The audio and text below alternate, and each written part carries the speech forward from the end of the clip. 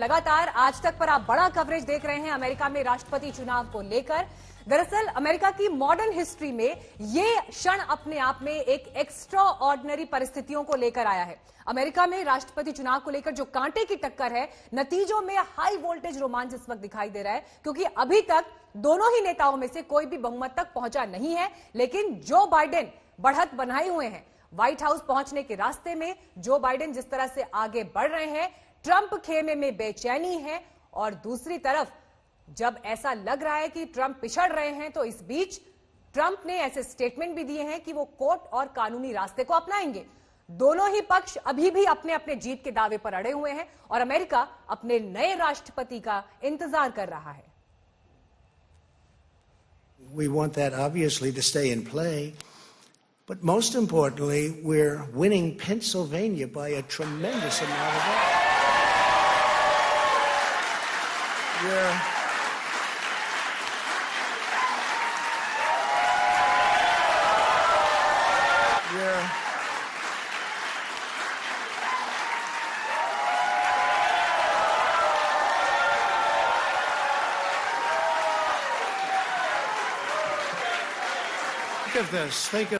Think of this.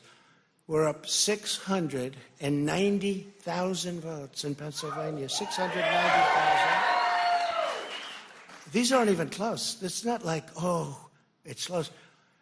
With 64% of the vote in, it's going to be almost impossible to catch. And we're coming into good Pennsylvania areas where they happen to like your president. Now, after a long night of counting, it's clear that we're winning enough states to reach 270 electoral votes needed to win the presidency.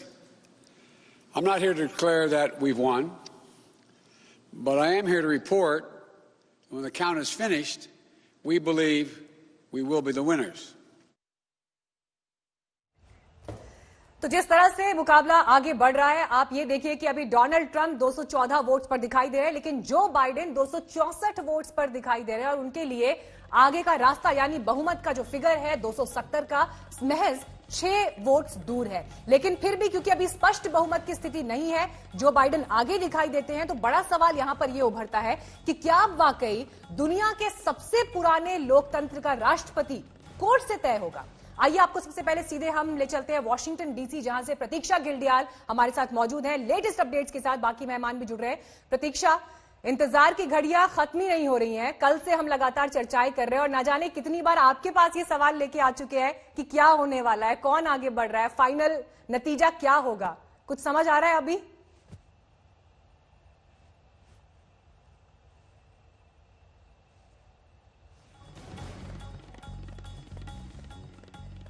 ठीक है प्रतीक्षा, कुछ थोड़ा सा आवाज का कुछ यहाँ पर इशू है, इसको हम रेक्टिफाई करते हैं, आपके पास फिर हम लौटते हैं। लेकिन ओके जी बोलिए प्रतीक्षा, सुन पा रहे हैं आप? मैं ये कह रही थी, काश मेरे पास एक क्रिस्टल बॉल होती जिसमें देख के मैं आपको इस बात का जवाब दे सकती, लेकिन वो मेरे पास है नहीं। लेकिन मैं ये जरूर कह सकती हूँ कि ये वो बुरा सपना है, ये वो नाइटमेयर है जो अमेरिकी लोग नहीं देखना चाह रहे थे। और ऐसा लग रहा था कि अगर ऐसा होगा तो ये मामला खिंच जाएगा। लेकिन इस बार लोगों को बार बार इस बात के लिए भी तैयार किया जा रहा था कि इस बार रिकॉर्ड संख्या में मेल इन बैलेट्स पड़े हैं, डाक के जरिए लोगों ने वोट डाले हैं, क्योंकि कोविड की वजह से वो ज्यादा सुरक्षित तरीका था वोट डालने। लाखों वोट उसके जरिए पड़े हैं, तो उसको गिनने में भी टाइम लगेगा। तो लेकिन राष्ट्रपति ट्रंप ने बहुत पहले से, कुछ महीनों पहले से ही बोलना शुरू कर दिया था। उन्होंने सवालिया निशान लगाने शुरू कर दिए थे कि ये प्रक्रिया कुछ ठीक नहीं लग रही है, कुछ गड़बड़ी है, कुछ धांधली है, बिना किसी सबूत के, बिना किसी प्रमाण के। और देखिए आज वही हो रहा है।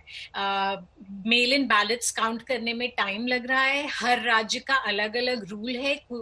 कुछ राज्य ऐसे हैं जो अभी भी मेल इन बैलेट्स को एक्सेप्ट कर रहे हैं क्योंकि वो पोस्ट मार्क्ड है इलेक्शन वाले दिन पे, और राष्ट्रपति ट्रंप उस पर सवाल उठा रहे हैं। उन्होंने कानूनी कार्रवाई शुरू कर दी है कई स्टेट्स में, जैसे विस्कॉन्सिन, मिशिगन, पेंसिल्वेनिया। वो कह रहे हैं कि गिनती को रोका जाए और आज के बाद कोई वोट काउंट नहीं होना चाहिए।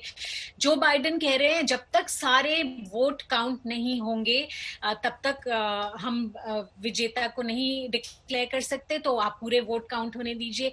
जो बाइडेन ने आज एक स्पीच दी देश को और उन्होंने कहा कि मैं ये नहीं कह रहा हूं कि मैं जीत गया हूं,